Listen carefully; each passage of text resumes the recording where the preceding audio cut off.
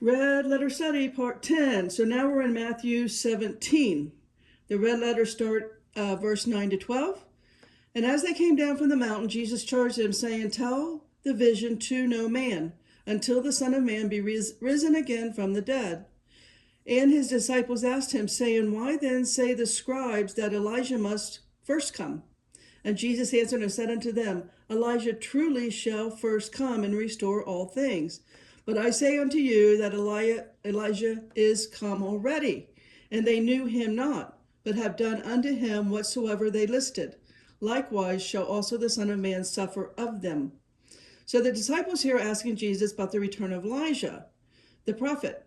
The scribes teach from Malachi 4, 5, and 6 that Elijah must return before the Messiah can come. So they know Jesus is a Messiah who has come to earth. So what about Elijah? So they had just seen Elijah talking with Jesus during the transfiguration, but was that his return? Jesus has confirmed that the prophecy is true and adds, now that it has already taken place, Elijah has already come in the prophetic sense, which was predicted. Jesus says the reason that the scribes are still insisting that Elijah is yet to come, meaning that Jesus must not be the Messiah, is that they did not recognize that John the Baptist was the Elijah who was to come. That was back in Matthew 11:14. So the people are treating the prophecy as a superstition, that Elijah will be raised from the dead. That is why John the Baptist, being denied being Elijah, when questioned by the Pharisees, can read that in John 1, 20 and 21. Back to Matthew 17, next set of red letters is verse 17. Then Jesus answered and said, Faithless and perverse generation, how long shall I be with you? How long shall I suffer you? Bring him hither to me. And then in Matthew 17, the red letters jump down to 20 to 23. And Jesus said unto them, Because of your unbelief, for verily I say unto you, if you have faith as a grain of mustard seed, ye shall say unto this mountain, Remove yonder place, and it shall remove, and nothing shall be impossible unto you. Howbeit, this kind goeth not out by prayer and fasting. And while they abode in Galilee, Jesus said unto them, The Son of Man shall be betrayed into the hands of men, and they shall kill him, and the third day he shall be raised again. And they were exceeding sorry. So now skip down to Matthew 17, 25 to 27. He says, Yes, and when he was come into the house, Jesus prevented him, saying, What think thou, Simon? Of whom do things of the earth take custom or tribute, of their own children or of strangers? Peter says unto him, Of strangers. Jesus said unto him, Then are the children free? Notwithstanding, lest we should offend them, go thou to the sea, and cast a hook, and take up the fish that first come up. And when thou hast opened his mouth, thou shalt find a piece of money. Take that, and give unto them for me and thee. So that is the end of the red letters in Matthew 17. We'll go now to Matthew 18.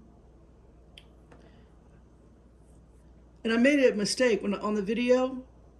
I labeled the video Matthew 16. I remember saying Matthew 18. It's just looking at so many numbers here, it's easy to get tripped up. Anyways, red letters in Matthew 18, 3 to 20. And said, Verily I say unto you, except you be converted and become as little children, you will not enter the kingdom of heaven. Remember, little children are not programmed. They haven't been manipulated yet. Right? Once you get past age 7, the programming, the conditioning, the brainwashing, you've been churchified, you've been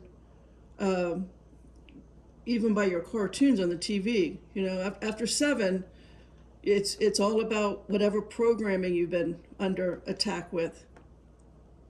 But you're your supernatural self with all of your abilities until they pound that out of you. Verse 4, whosoever there shall humble himself as this little child, the same is greatest in the kingdom of heaven.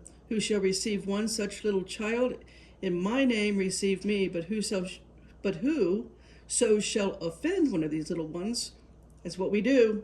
We vaccinate them, and so on, which believe in me, it were better for him that a millstone were hanged about his neck, and that he were drowned in the depth of the sea. Well, what do we do to our little kids? What is Jesus saying here? Verse 7, woe unto the world because of offenses, for it must needs be that offenses come, but woe to that man by whom the offense cometh. Now you want to be a doctor? Now you want to go vaccinate those little babies? I wouldn't do that. Verse 8, wherefore, if thy hand or thy foot offend thee, cut it off, and cast them from thee. It is better for thee to enter into life halt or maimed, rather than having 2 hands or 2 feet to be cast into the everlasting fire. What is the everlasting fire, guys? It's the ego. The ego does not allow for spiritual enlightenment, or whatever word you want to give it. Just your spiritual self, connection to your higher self, connection to God. We are just a projection of light from God. Everlasting fire means you're just stuck in the lower base realms of ego. I get that a lot of people like living there. That is your choice. There's no judgment. That's your choice. You can stay in that root and, money, basically wealth and pleasure. You can stay in that wealth and pleasure kind of place. That's fine. But once you connect with the light, that place is of no interest. It's not needed. You just no longer want to be separated. You just want to get back to the light. You want to get back into your light body. Matthew 18, verse 9, and if thy eye offend thee, pluck it out, cast it from thee. It is better for thee to enter into life with 1 eye, rather than having 2 eyes to be cast into hell fire. Again, look at concordance. Hell here is the number 1067. It's Gehenna, or Gehenna of fire. It is originally the valley of Hinnom, south of Jerusalem. That's where, as I've said, they take the filth, the garbage and the dead animals and carcasses. They take it there to be burned. But the Jews, of course, they take their newborn babies and put can you imagine this mindset? Put a newborn baby in a fire that's constantly burning for Moloch, because that's their true God. True potters will not go to an eternal chamber of torture and fire. But again, they will stay in the basic instinct of ego, which is separation from their own Christ self, connected to the Father. Matthew 18, let's read down 10 to 20. Take heed that ye despise not one of these little ones, for I say unto you, that in heaven their angels do always behold the face of my Father which is in heaven. For the Son of Man is come to save that which was lost.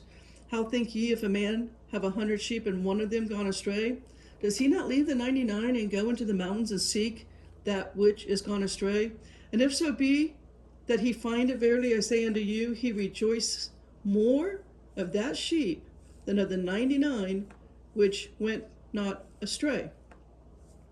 Even so it is not the will of your Father which is in heaven that one of these little ones should perish. We will not ever perish. No hell, no damnation, no judgment. It's just a recycle until you finally leave no footprint behind. Until we finally live a life that Jesus gave us an example of. Until we live as Jesus did. He shot straight from the hip, called a spade, but there was no judgment. There was only love. Matthew 18, let's finish out 15 to, Well, it's going all the way down to 35. Okay. Moreover, if thy brother shall trespass against thee, go and tell him his fault between thee and him alone.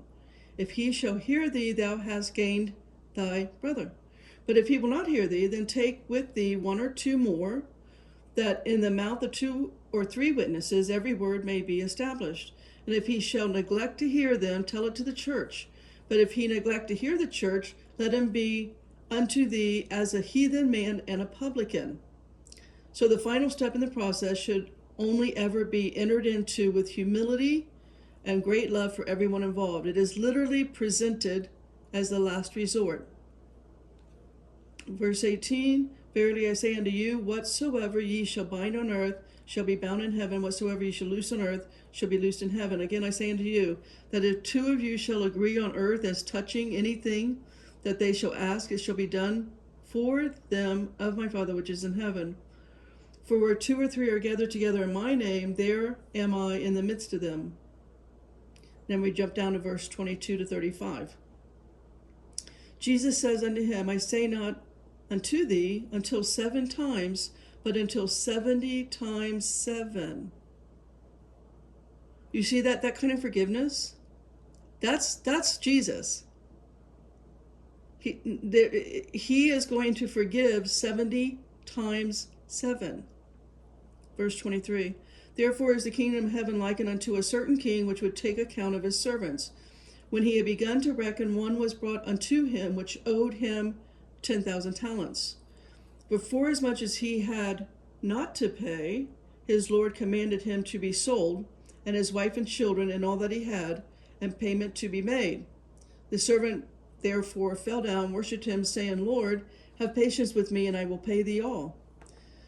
Then the Lord of that servant was moved with compassion, and loosed him, and forgave him the debt. The same servant went out, found one of his fellow servants, which owed him 100 pence, and he laid hands on him, and he took him by the throat, saying, Pay me that thou owe.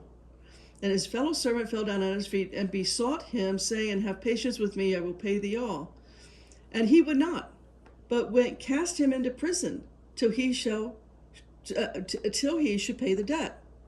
So when his fellow servants saw what was done, they were very sorry, and came and told unto their Lord all that was done. Then his Lord, after he had called him, and said unto him, You wicked servant, I forgave you all the debt, because you desired me. Should not thou also have compassion on thy fellow servant, even as I had pity on you? And his Lord was wroth, and delivered him to the tormentors, till he should pay all that was due unto him. So likewise shall my heavenly Father do also unto you, if ye from your hearts forgive not every one his brother their trespasses. Basic golden rule. Jesus's rules are super simple. Love God the Father with all your heart, mind, and soul, and love your neighbor as yourself. It's that basic. There's no judgment in that. So that wraps up Matthew 18. Potter out.